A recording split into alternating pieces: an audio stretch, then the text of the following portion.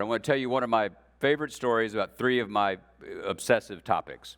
And you're going to think this is a joke, but this is a story about Andrew Jackson, George Herbert Walker Bush, and Donald Trump. And I know it sounds like there's a rabbi in one parachute. I understand. But this is real.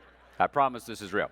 So in March of 2017, President Trump announces that he's going to come down to Nashville, where I live, to embrace Andrew Jackson's house at the Hermitage and sort of embrace the Jacksonian legacy. And so I was sitting at home, and I was thinking, well, I should do something. So I wrote an open letter to the president saying, "Dear Mr. President, welcome. Glad you're embracing history, but if you're going to embrace Andrew Jackson, don't just embrace the crazy parts, right?" And there are plenty of crazy parts of Andrew Jackson to embrace, right? Jackson once said that his only two regrets in public life were that he had not shot Henry Clay, the Speaker of the House, and hung John C. Calhoun, his own vice president. So the past is prologue. And so I sent it to the local newspaper, and it was the entire front page of the Nashville paper that day, kind of a bold editorial decision. It had no effect whatever, of course, on President Trump. The next day, I'm walking into lunch, true story, and my phone rings, and it was George H.W. Bush. And the former president spent a lot of that winter down in the hospital in Houston, so his staff was printing out things for him to read. They gave him this letter, so he called up. He said, "How you doing?" I said, "I'm fine, Mr. President." He said, "I'm good." As Dana Carvey once said, the key to doing George H.W. Bush's voice was Mr. Rogers trying to be John Wayne. It's a perfect description. So I said, "How are you?" He said, "I'm good." He said, "I read your letter to Jackson. And I thought, oh, shit, the old boy's losing it, right? He thinks I'm writing letters to dead people." And so I said, "Mr. President, thank you. But, actually, that was a letter to Trump about Jackson." And without missing a beat, the 41st president said, "Yeah, but Jackson will pay more attention." So, and then he hung up. He had thought of the joke. He wanted to deliver it, and he hung up. That was it. Said, "See ya, click, click." So those three characters are actually pretty revealing about the American experience, right? You have the first great populist, Andrew Jackson, a self-made man, the first American president to come from the lowest ranks of white society. The first 6 presidents were either Virginia landowners, slave owners, or Adamses from Massachusetts. Jackson never knew his father, lost his family during the Revolution, never spent more than a year in school, carried around 2 bullets all the way through his life. You have George H.W. Bush, who came from the opposite world. It was entirely plausible for all of President Bush's life that he would be president of the United States, right? It wasn't a reach. And you have the 45th president, who I believe interrupted, perhaps for good, and that's up to the voters, a conversation that I want to take our time this morning to talk a little bit about. I think one way to think about American politics in the last 100 years or so is that from 1933 to 2017, American life was dominated by a kind of figurative conversation between Franklin Roosevelt and Ronald Reagan, right? So whether it was the question of the role of the state in the marketplace, whether it was the question of the relative projection of force against commonly agreed upon foes and rivals, that was how we decided things. And to shift metaphors to football, and I'm a Southerner, so we have to, Reagan is over here at this 20 with George W. Bush. FDR is over at the other 20-yard line with Lyndon Johnson. Harry Truman's on about the 25. And you move along and you find Eisenhower and Kennedy and Nixon and Ford and Carter and the Bushes and Obama. It was a coherent conversation. It obviously was not an entirely satisfactory one because of what happened in the election of 2016 and because of the enduring forces that we're having to deal with as we try to keep a system in which the rule of law is in fact respected as opposed to repeatedly challenged in both literal terms, as in January 6th, and in 1,000 small ways. Because remember, democracies are fragile enterprises because they are human enterprises. Montesquieu wrote, "The spirit of the laws." You can write the most carefully wrought piece of legislation you want, but if people are not disposed in their habits of heart and mind to follow it, then it won't stand. And there's a reason democracies are really hard. There's a reason we're the oldest functioning one. If it were easy, a lot of people would be doing it. But it's not, because it depends on us. And that is both thrilling and terrifying. It's thrilling because it's like, okay, we can do this. It's terrifying because it's, oh, Christ, it's up to us? Somebody's not going to come in. There's not a Fortinbras who's going to come in. There's not a Iron Man who can descend and fix everything. No. It's genuinely up to us. And so, without that conversation, the enterprise splinters and could, in fact, end. And think about it. When Jamie started this, 9 years ago, I don't think one would have imagined that we would be talking about the durability of the constitutional experiment. We might talk about its efficacy. We might talk about its results, its desirability, but not its durability.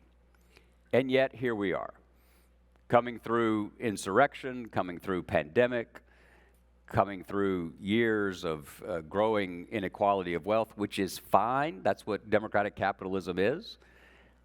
But people need to be able to rise.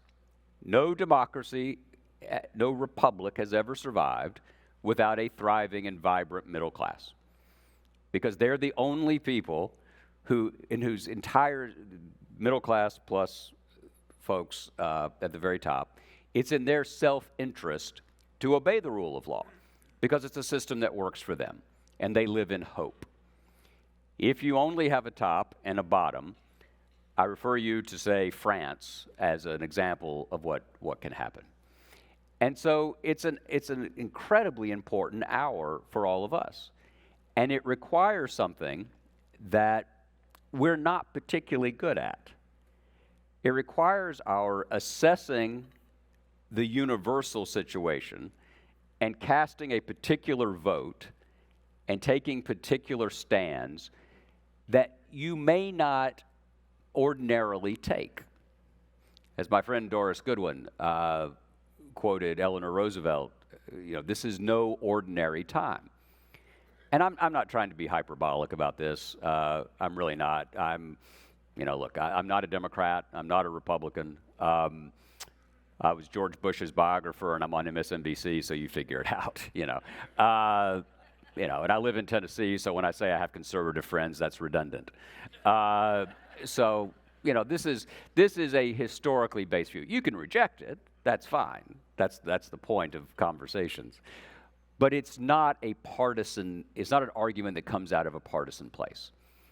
It never occurred to me that last fall, I would think, as I did, that voting for a particular party would be vital to the survival and durability of democracy.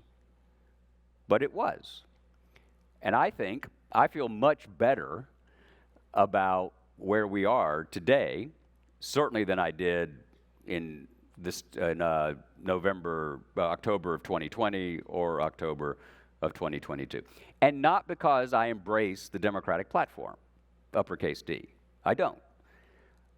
But I think that conversation between FDR and Reagan has been one that has been ultimately more illuminating than dispiriting. And that's what we have to do. So how do we do it? The good news is, if we decide that we would like this to continue, if just enough of us decide that, it probably works. It's not guaranteed, but our odds go way up. American history is determined by just enough of us doing the right thing just enough of the time. There is not a prelapsarian moment, I swear to you. There is not a Garden of Eden where if only we did this and that, we would get back to it. Now, any period of American history that I ask you, all right, what do you want to go back to? Any of them would feel in real time divisive and difficult. Why? Because democracies are divisive and difficult. The conversation can often be more of an argument than a Socratic dialogue. But think about it. Do you want it to be 1953? Not if you're a woman, a person of color, or I'm a boringly heterosexual white Southern male Episcopalian, right? Things work out for me. I'm fine. The point of America is that everybody else should be fine too. And we have grown ever stronger the more widely we've opened our arms. It is I believe, and don't hold me to the data on this, but I don't think it's a coincidence that the great freedom movements of the 1960s for civil liberties, civil rights, voting rights, ultimately the place of women in society, and differing identities. I don't think it's a coincidence that those claims came more or less to fruition in years in which people like me were making more money than ever. The highest per capita incomes in American history were in the 1960s. So folks like me felt secure enough to actually live up to the promise of the Declaration. Now, I wish I could say, we had this great moral awakening and we woke up one morning and thought, well, maybe we shouldn't shoot people for wanting to vote. We didn't. And this is not cynical. It is, I think, a realistic understanding of how human nature works. It is a miracle we've come this far. If we had been here 100 years ago, 103 years ago, here's what would be going on, 1920 or so. We would have just finished the First World War, which created an immense isolationist backlash. The Bolshevik Revolution of 1917 had created fears of a socialist takeover around the world. The Attorney General of the United States, A. Mitchell Palmer, launched warrantless raids on suspected dissidents that were so ferocious that it led Felix Frankfurter and others to found the American Civil Liberties Union in reaction. The country would remain largely segregated. Plessy versus Ferguson would still be the controlling force of the Supreme Court precedent, separate but equal being constitutional. More than half of you could not vote until 1920. The Ku Klux Klan was refounded at Stone Mountain, Georgia, on the Saturday after Thanksgiving in 1915. The flames from that cross went across America. It was anti-immigrant, anti-Semitic, anti-Catholic, anti-black. 5 governors were members of the KKK 100 years ago. Georgia and Texas, given American history, okay.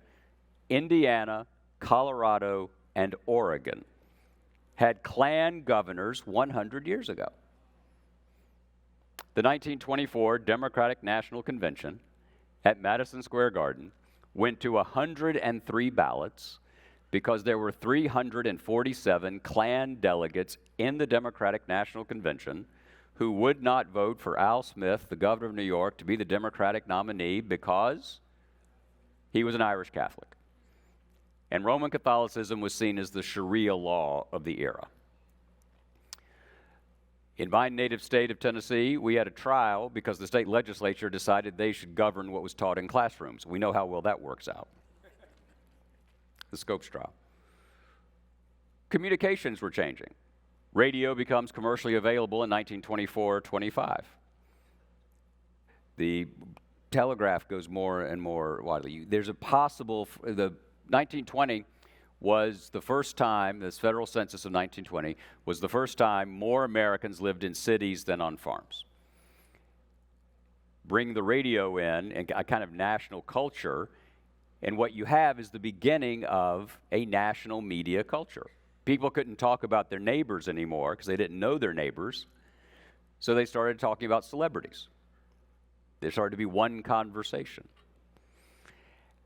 Isolationism, nativism, shifting demographics, anxiety that the world you grew up in was not going to be the world your children grew up in. As Mark Twain once said, history may not repeat itself, but it does rhyme, right? So what got us out of that?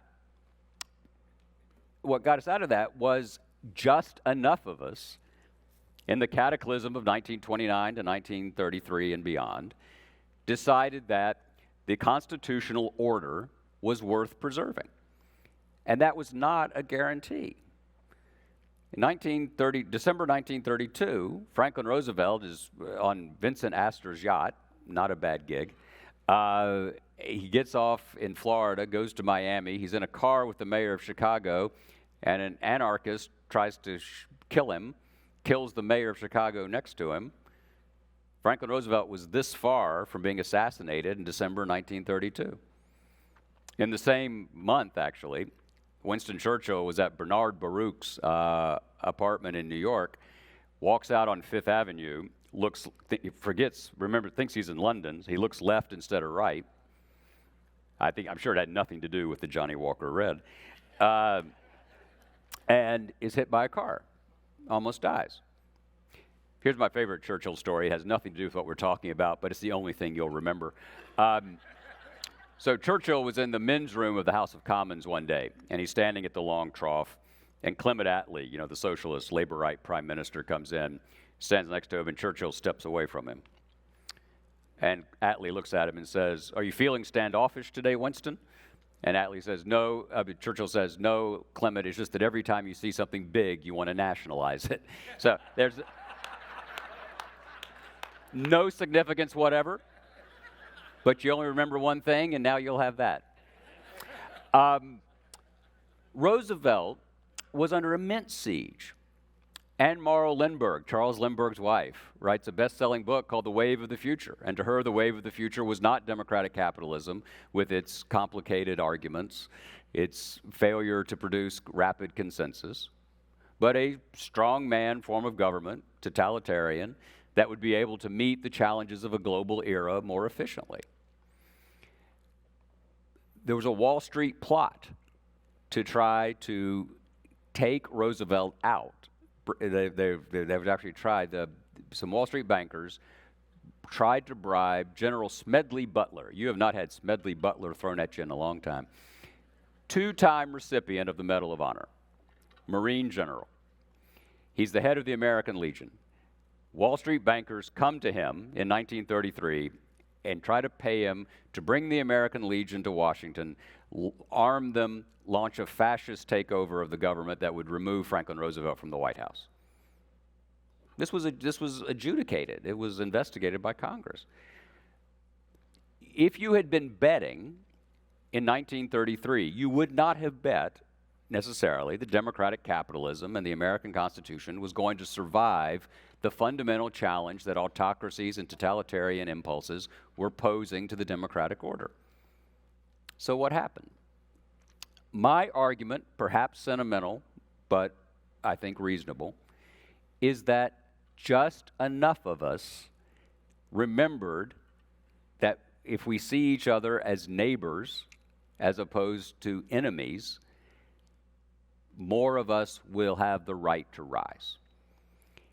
And in the 30s, for all of its imperfections, we actually knew each other a little better.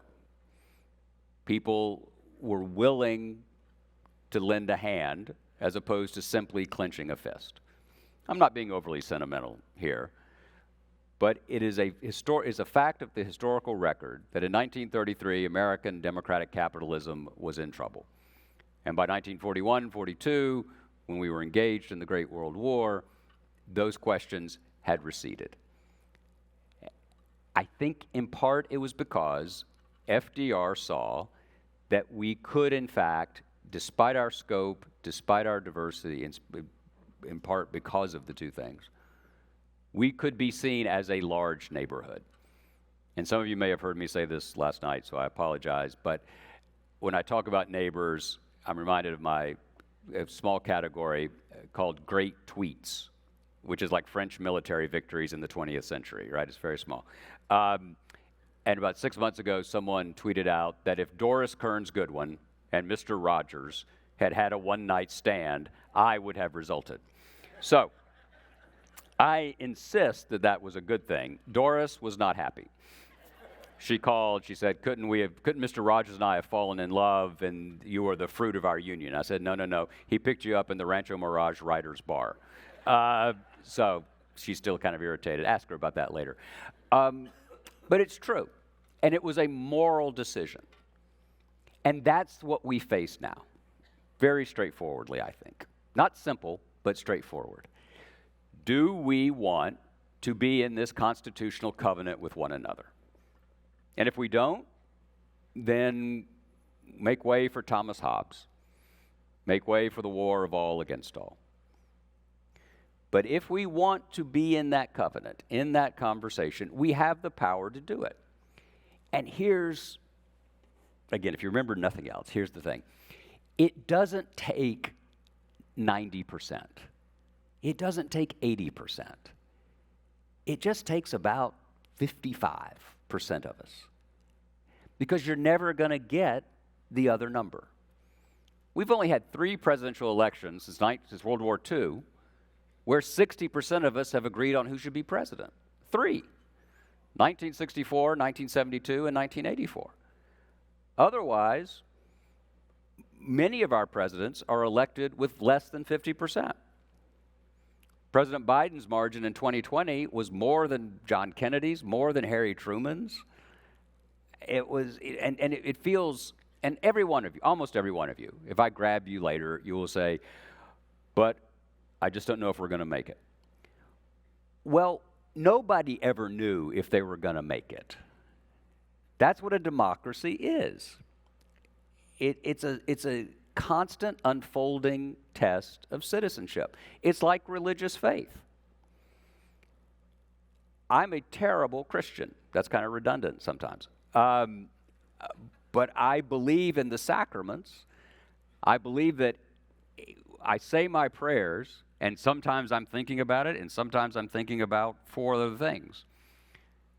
But sometimes I don't feel it. C.S. Lewis once wrote to one of his goddaughters who had written to him saying, I pray, but I don't feel anything. He wrote back and said, bother feel. You say them, and you put yourself in the way of grace. That's what democracy is. We have to put ourselves in the way, not just of grace, but of this remarkable combination of freedom and an impulse for fairness. And it's 51%. That's all it takes. And it's never going to be easy.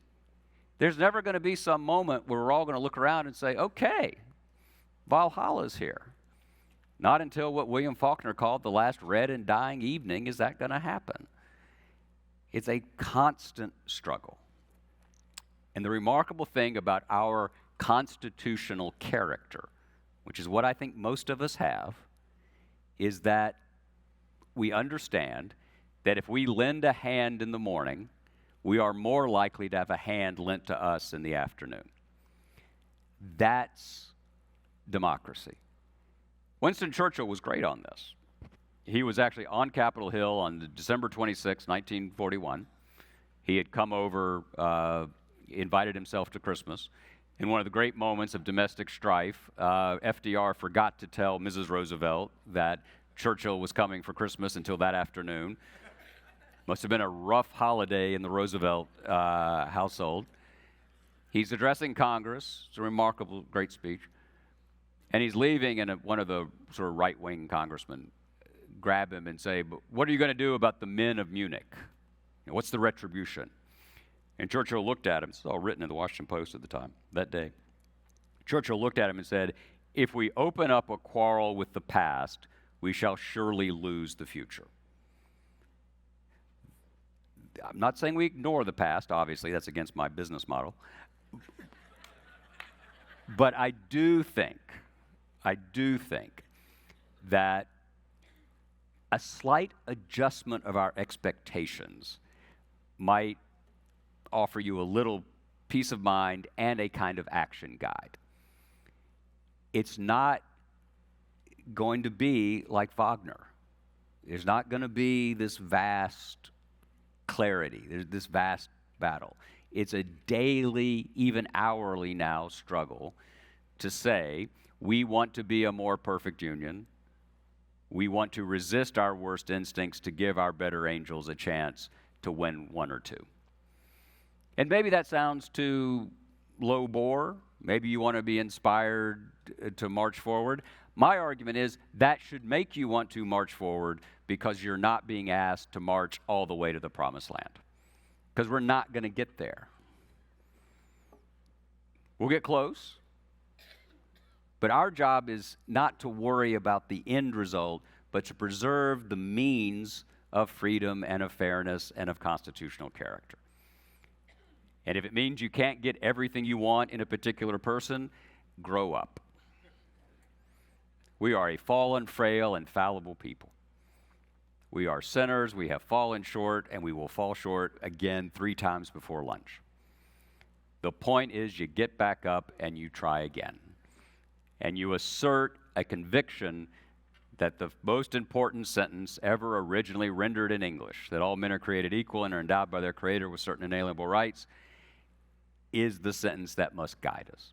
Now, I'm always careful, it sounds slightly hyperbolic to say something's the most important sentence ever written in English, partly because of the old story about the Texas school board candidate who was against teaching Spanish in the public schools and said on the campaign trail one day, if English was good enough for our Lord Jesus Christ, it's good enough for Texas. So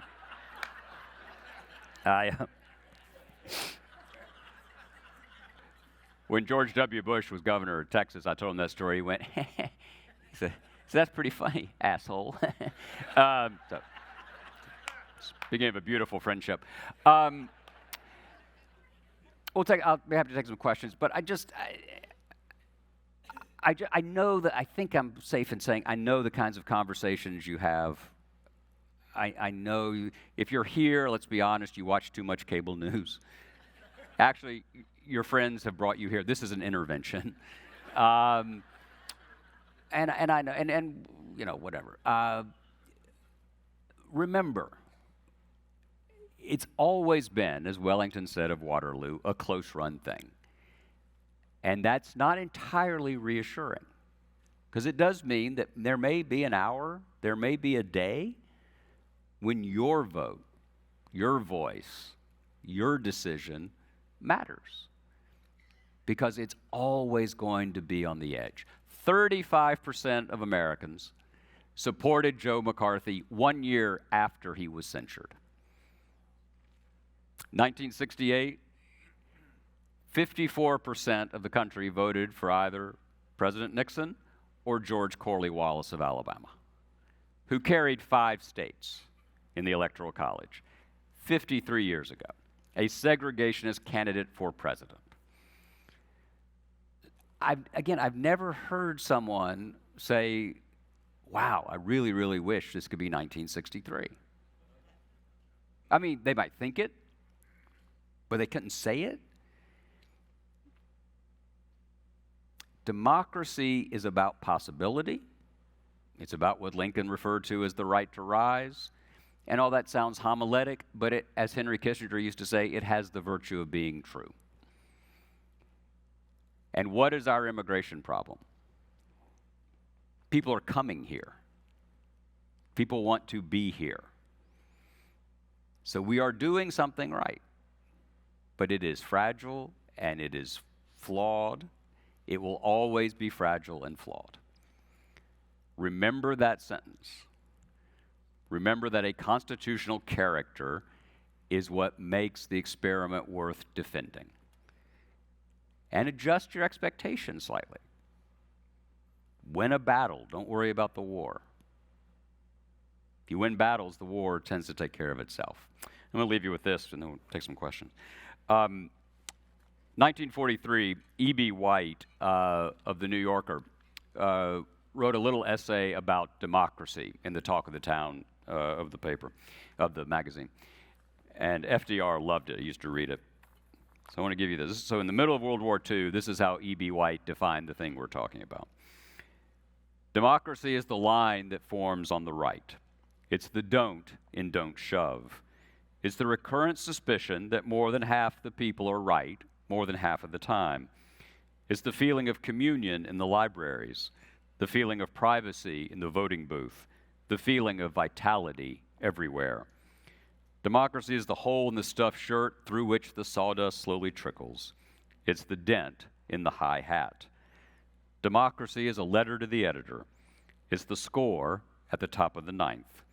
It's the mustard on the hot dog and the cream in the rationed coffee. FDR ripped it out of the New Yorker and would wave it read it to people and say, "Them's my sentiments exactly."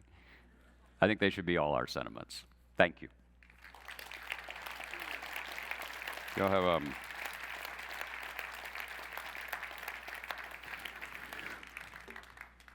we have a few minutes for questions. Don't make me call on you. It's going to be embarrassing for everyone. Yes, sir. Thank you for your presentation this morning. There is a benign quality to what you're saying, which is at 51% play by the rules, then that will be enough to preserve democracy.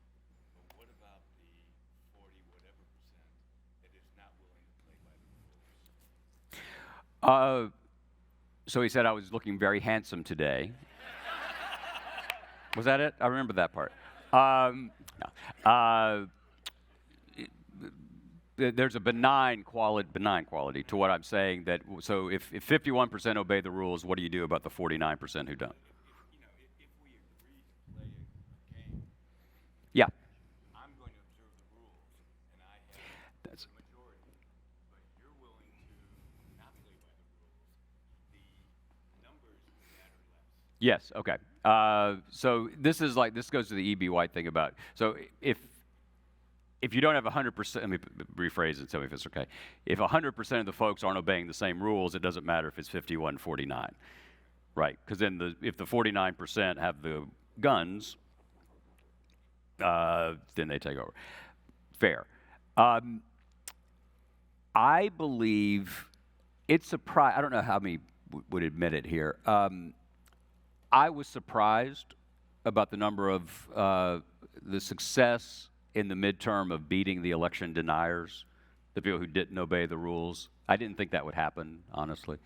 That was the best midterm for a Democratic president since 1962, and in 62, JFK was coming off winning Armageddon. So he had he had a good wind going into that midterm. I was not,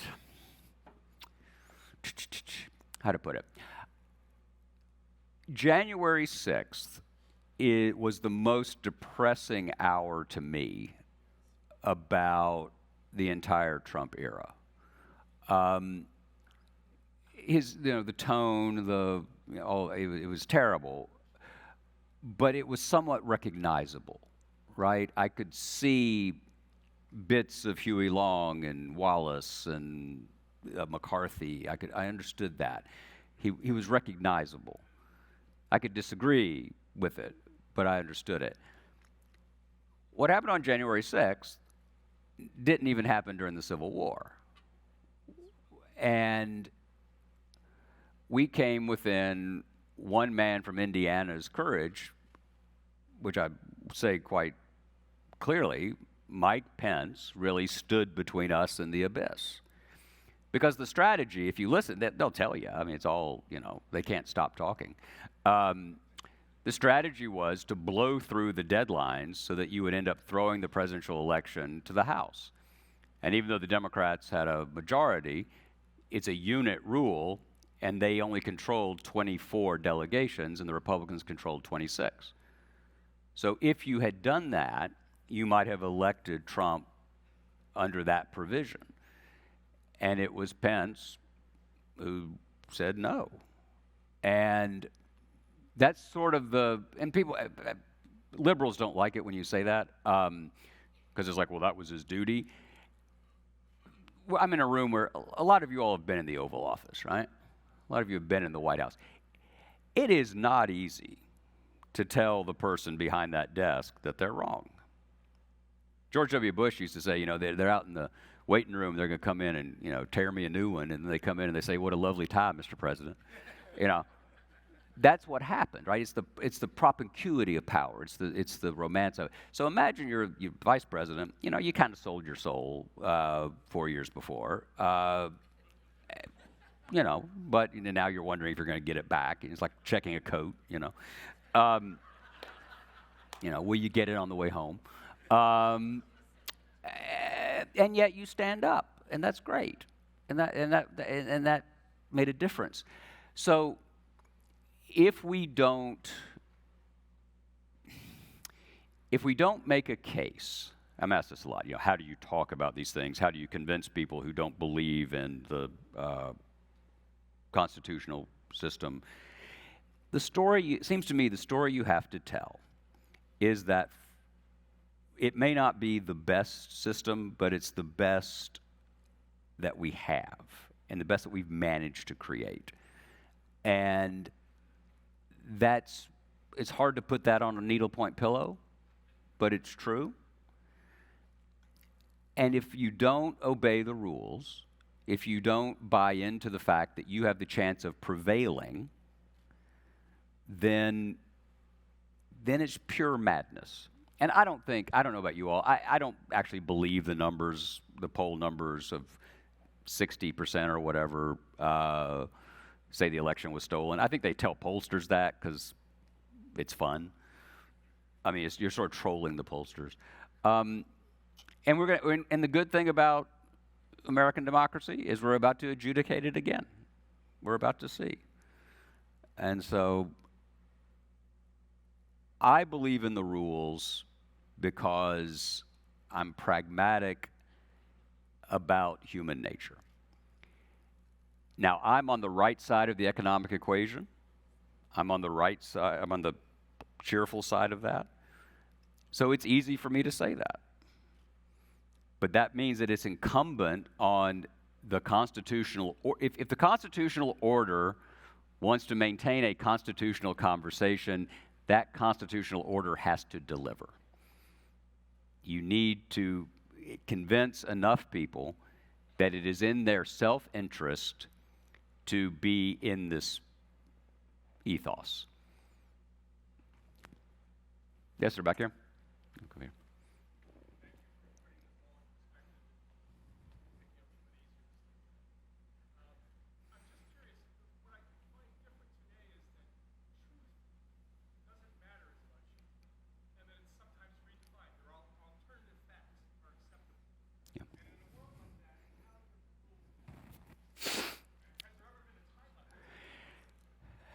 So he also said I was looking very dapper.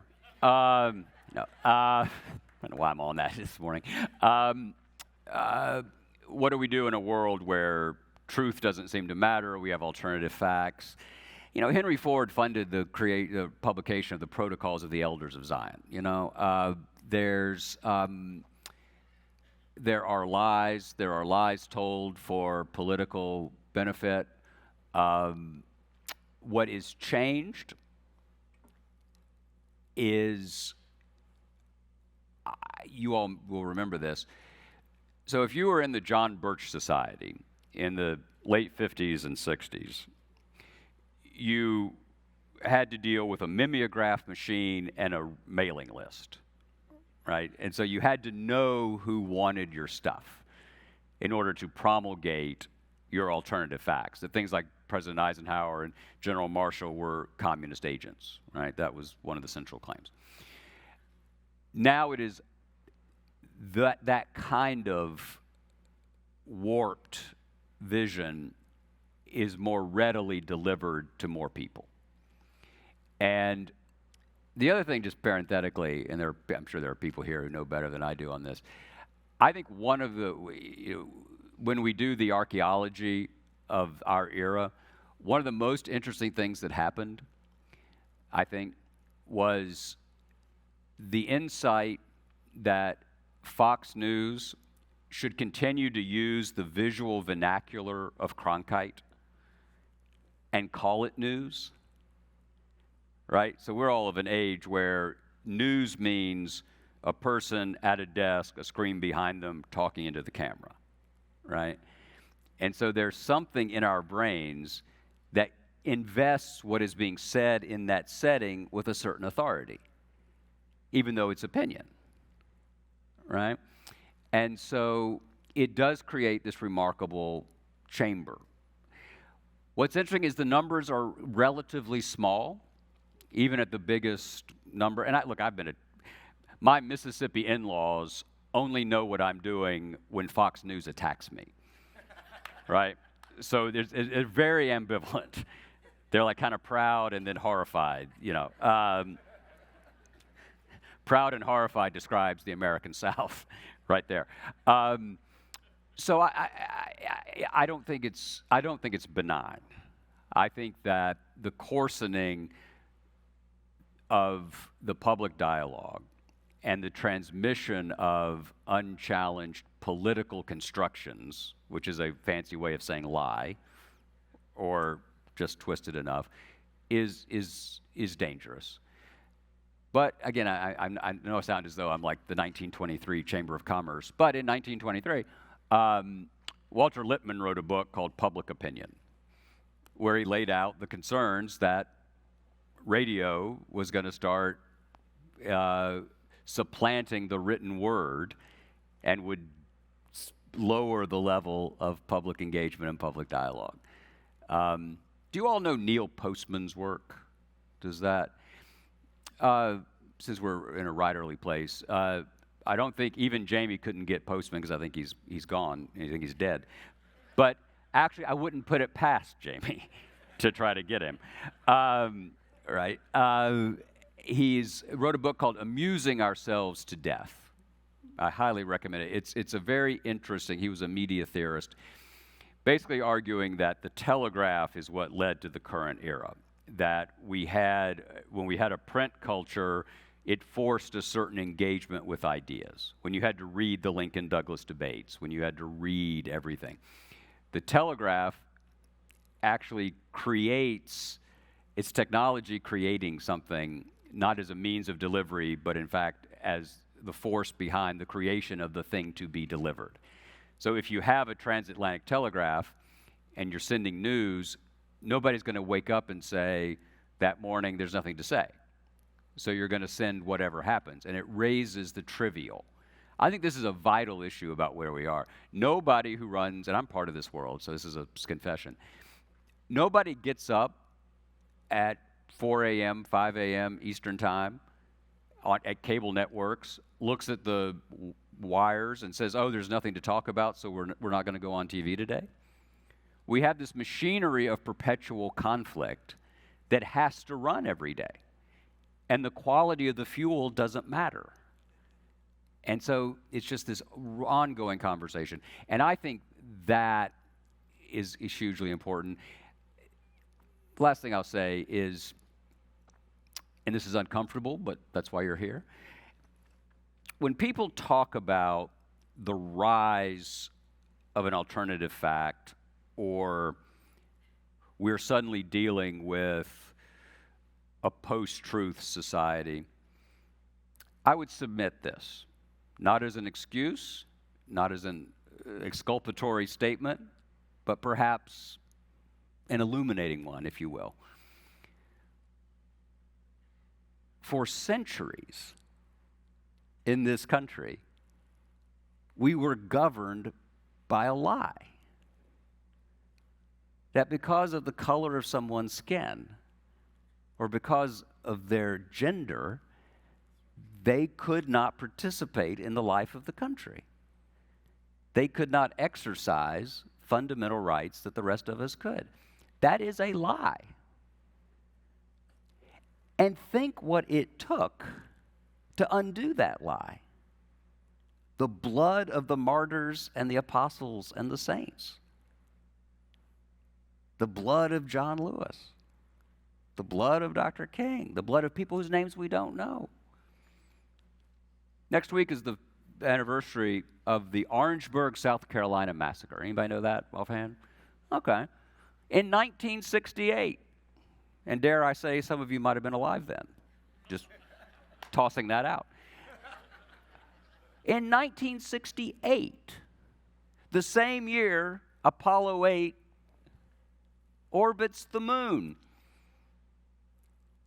31 black people are shot, 3 of them killed, in Orangeburg, South Carolina, for trying to go to a bowling alley in 1968. So let's just think about how easy it is for us to end up accepting lies, and we don't even think about them necessarily. And I go there, and I'll leave you with this. I say that because I think there is a pernicious fiction, which is somehow that there was this moment where everything worked. And that if you're on one side of it, Donald Trump and Fox and whatever screwed it up. And then there are those of you, I suspect, maybe 1 or 2, who think, oh, you know, Biden is too liberal, whatever. I submit to you that the moment to make America, the moment when America is great is still at hand, and that we are forever shaped by the tension between fear and hope. And fear, wonderfully defined by Aristotle, is the anxiety created, the feeling created by the prospect of losing something you love. I'm going to say that again. The feeling created by the prospect of losing something you love. That's fear. It's the easiest emotion to engage. That's what demagogues have done through the centuries. And it is remarkable that we endured this long with the most successful demagogue coming in the 21st century as opposed to the 18th and 19th and 20th. So the antidote to fear is hope. To push forward, to look ahead instead of looking warily at each other. And then we can find a more perfect union. Thank you all very much.